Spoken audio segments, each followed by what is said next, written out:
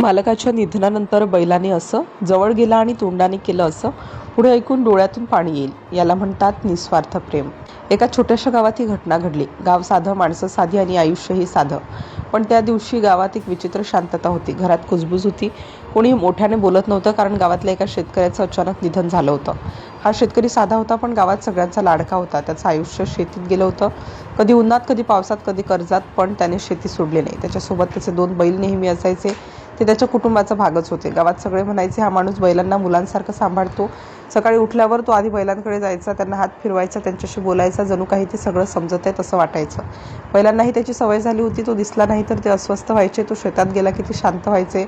त्यांचं आणि त्या बैलाचं नातं शब्दात सांगणं कठीण होतं.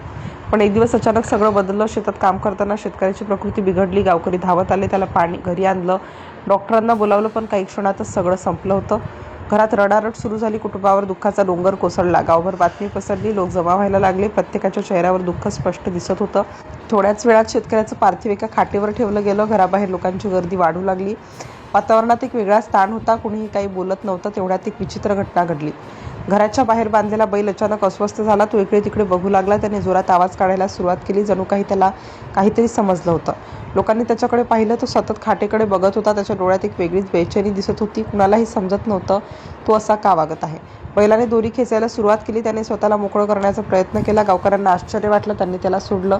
सोडताच बैल थेट घराकडे धावला. सगळे थक्क झाले. लोक बाजूला गेले. बैल हळूहळू खाटेजवळ पोहोचला. तो काही क्षण शांत उभा राहिला. नंतर तो हळूहळू आपल्या मालकाजवळ गेला.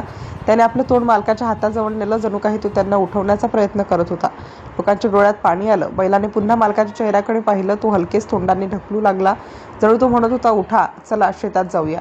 पण काहीच हालचाल झाली नाही. तेव्हा बैल काही क्षण स्थिर राहिला. त्याचे डोळे पाणावलेले दिसत होते.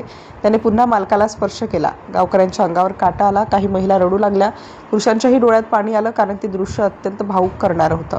बैल काही वेळ तसाच उभा राहिला. त्याने आपल्या मालकाकडे शेवटचं पाहिलं. जणू काही तो निरोप देत होता. त्या क्षणी संपूर्ण वातावरण स्तब्ध झालं. लोक म्हणू लागले, हे प्रेम आहे, निस्वार्थ प्रेम. ज्यांनी हा प्रसंग पाहिला ते आजही विसरू शकत नाही. त्या बैलाने आपल्या मालकाला दिलेला निरोप सगळ्यांच्या मनात कायमचा कोरला गेला. या घटनेनंतर गावात अनेक दिवस चर्चा सुरू होती. लोक म्हणत होते, माणसं विसरतात पण प्राणी नाही. कारण त्या दिवशी एका बैलाने दाखवून दिलं. मालकाच्या निधनानंतर बैल जवळ गेला आणि तोंडाने त्याला उठवण्याचा प्रयत्न केला. यालाच म्हणतात निस्वार्थ प्रेम.